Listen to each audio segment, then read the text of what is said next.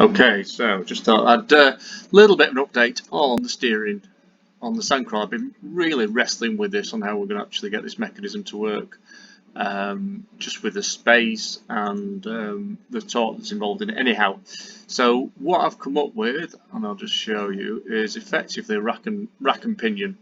So there's this rack, I think it's called, or is it a pinion? I don't know. Anyway, it's the long flat gear. And the center gear.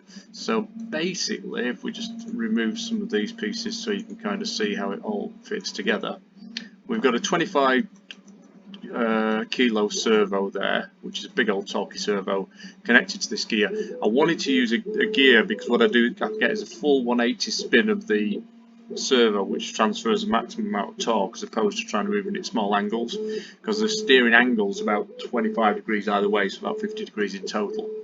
But what we'll do is we'll have the main servo here with the gear. The gear is actually bolted on. It's quite a solid. I put some holes on this side, so you just drill a couple of little holes through the existing hole on the servo horn and actually bolt it on because it makes it a little bit stronger. The servo pops into here like that. It bolts into 4 spots there, and that would drive this rack. This rack goes up against two 7mm bearings, 3mm bearings, a 7mm diameter, which have got bolts going straight the way through. So that, if you can imagine, the main pressure is going to be on those bearings there, which just keeps it all a little bit smoother. And what I may do is put another bearing in the centre. It all depends on how it plays out. I'll have a look on that. What I'm trying to do is keep this parallel as much as possible.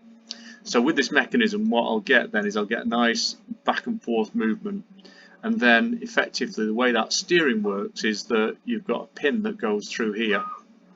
So as this starts to drive the pivot for each of the tracks that way and that way, there's a elongated slot there that'll allow it to drive. I haven't got a track showing on this particular bit of CAD, but you kind of get the idea how it goes. What I've had to try and do is make a really solid mount for the servo and for the gear, because I don't want that wobbling around. There's quite a bit of pressure going on there. I wanted this rack and pinion to be fairly solid, but also do it within the small constraints and space. What I also didn't want to do was interrupt what's happening in the middle of the Sandcrawler base, because obviously this is part of where you can store droids, and also you can let them zoom out the front. The front is this end here, so it still gives you a nice flat surface. We've not got any servos sticking out. The servo sticks out at the bottom. What's really useful with the servo sticking out at the bottom is in the centre of the Sandcrawler, which is kind of where you see them coming in and out when in A New Hope. You've got this centre console.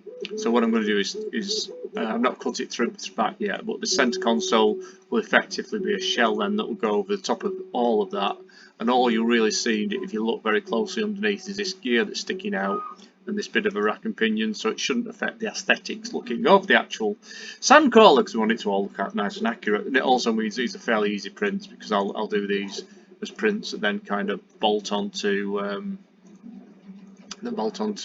maybe this plate here. Not quite decided how it's all going to fix yet, or some brackets that fit onto these plates here. But it's been a complicated part of the build, doing the steering and working out how the best way is to do the steering. I think this is probably the best way, just printing these out to see how smooth it all runs first of all. But I think that's good. That makes it really easy. The back